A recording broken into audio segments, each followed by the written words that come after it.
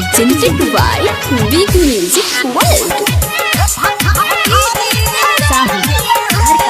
Mixed by Deva Studio. जब से सुना है दर्द दूना है,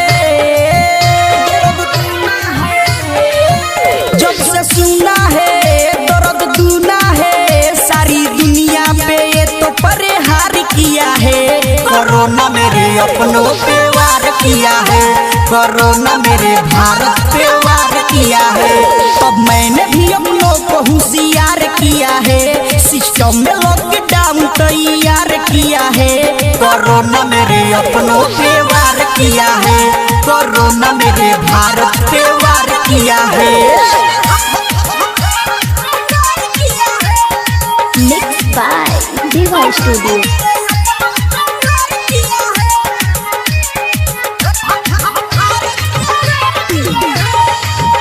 सबको वादा निभाना है और दूरी बनाना है, स्वच्छ भारत बनाना है, जान सबको बचाना है, जान सबको बचाना है। सबको वादा निभाना है, थोड़ा दूरी बनाना है, स्वच्छ भारत बनाना है, जान सबको बचाना है।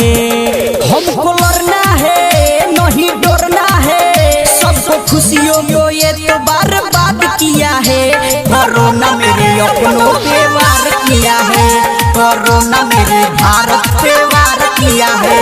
तब हमने भी अपनों को होशियार किया है, सिस्टम में लॉकडाउन तैयार किया है। कोरोना मेरे अपनों पे वार किया है, कोरोना मेरे भारत पे वार किया है। Mixed by Deva Studio.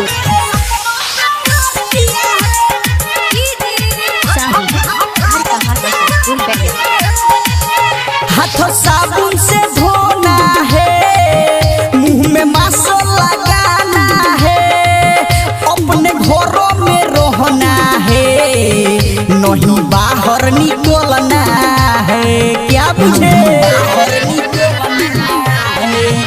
हाथों साबुन से धोना है, मास्क मुंह में लगाना है, अपने घरों में रहना है, नहीं बाहर निकलना है।